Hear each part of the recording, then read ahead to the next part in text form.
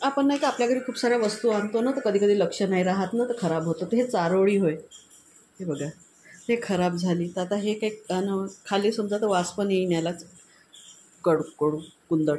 तर मी आहे ना याचा मी हे ना फेस पॅकमध्ये यूज करणार आहोत. ते ह्या आता काढून घेतो याच्यातल्या. आणि किडा कुटूक काही लागलं नाही पाहिजे, मुंग्या वगैरे बा, म्हणून मी ना हे लवंगा टाकल्या होत्या.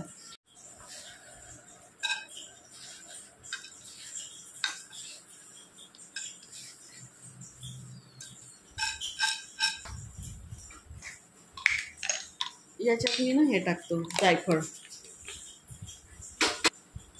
एक ना स्टार ॲनिस टाकतो, टरबुजाच्या बिया,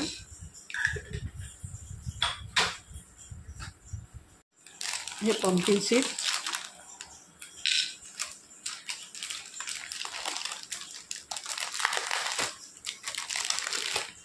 आणि हे ना लौकीचे सीड होत की काय तर माहीत नाही, हे नाही माहीत कायचे होतं, याच्यावर लिहून पण नाही आहे. हे टाकतो थोडंसं.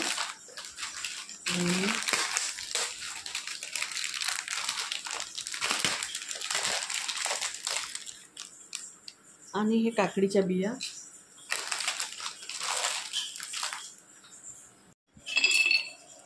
हे ना आंबी हळद आहे, हे मुलेठी, हिंदीत मुलेठी म्हणतात आणि मराठीत ज्येष्ठ मध म्हणतात. हे टाकते. मिक्सीमध्ये टाकायच्या पहिले ना याला चांगलं फोडून घेऊन, आहे तर मिक्सीचं ना पातळ तुटू शकते. आणि ह्या मुलेठीला पण ठेसून घ्यावं थोडंसं खलबत्त्यानं. पहा मी ना हे वाटलं, पण याच्यात नाही का मी केसर टाकायची विसरली, तर केसर टाकतो थोडंसं.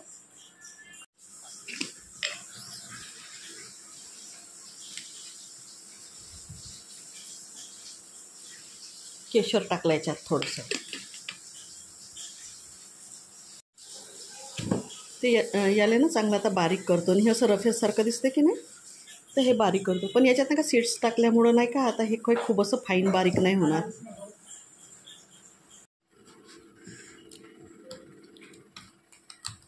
हे पहा चांगलं बारीक झालं हे.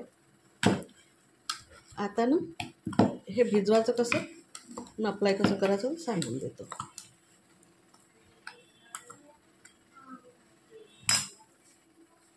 मी हे ना फ्रीजमध्ये ठेवीन, कारण की नाही का ह्या दिवसाचं रेनी सीझनचं ना मग याला लवकर फंगस लागते म्हणून. असं झालं.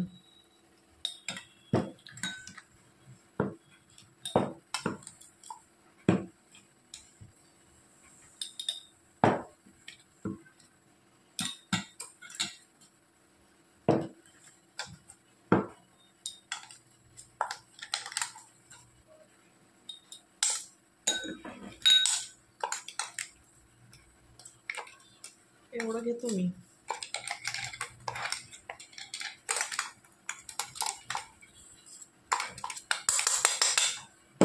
हे ना शहद टाकते याच्यात.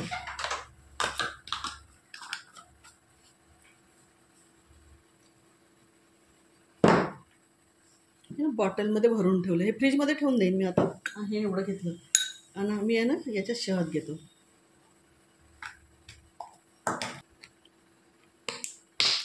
मी ना गुलाबजल टाकते याच्यात.